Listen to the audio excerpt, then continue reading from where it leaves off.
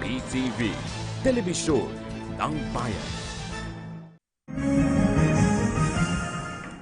Magandang umaga, bansang Pilipinas. Sumuko na sa mga otoridad si Senador Laila De Lima at kasalukuyang nasa CIDG sa Campo Crame.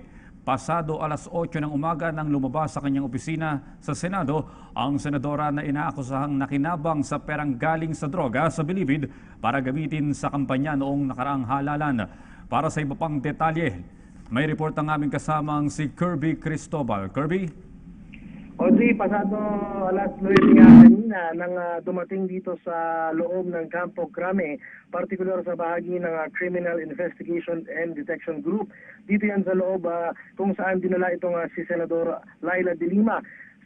O bago pa lamang makaalis ng Senado kanina ay nakaantabay na itong mga media na kinordonan ng pambansang pulisya at binigyan lamang ng lugar kung saan pwedeng makapag-cover. Napakahigpit, Audrey, ng seguridad na itinutupad ng pulisya dito sa loob dahil nung oras na dumating yung convoy ng senadora ay agad itong dumiretso dito sa may CIDG main lobby. Ang inaasahan kasi kanina ay dito ibabagsak ang senadora sa may bahagi ng CIDG NCR. Dahil yung lugar na yan ay magkalapit lamang. Pero dahil nga hindi inaasahan na doon sa main lobby ibabagsak ay walang nakakuha nung mismong arrival ng convoy nung senadora. Pero magkagayon man, kanina lumabas si Police Senior Superintendent Jonardo Carlos, ang PNP spokesperson, at sinabi nga na alas 9:30 ay kasalukuyang nag-aagahan itong senadora at matapos ito ay dumaan na nga siya doon sa tinatawag na booking process.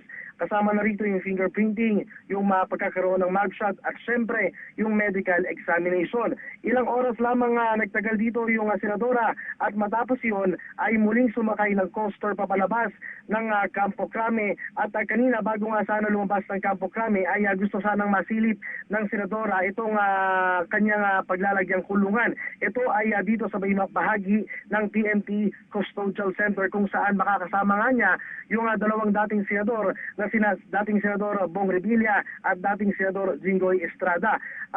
Matapos na maisagawa yung proseso dito sa loob ng Campo Crame ay agad na didiretso dyan sa Muntinlupa Regional Trial Court ang senadora para naman iharap ng mga arresting officers. So sa pasado alas 10 kanina, ganap na alas 10:20 ay nakalabas na yung convoy at kasalukuyan ng patungo ng Muntinlupa RTC. Yan ang update, ang tabayanan. Maya-maya matapos na iharap sa RTC ang senadora ay tiyak na ibabalik na rito sa loob ng Campo Crame ang senadora. Yan ang update mula rito sa Campo Crame para sa PTV News. Kirby Cristobal. Maraming salamat, Kirby Cristobal.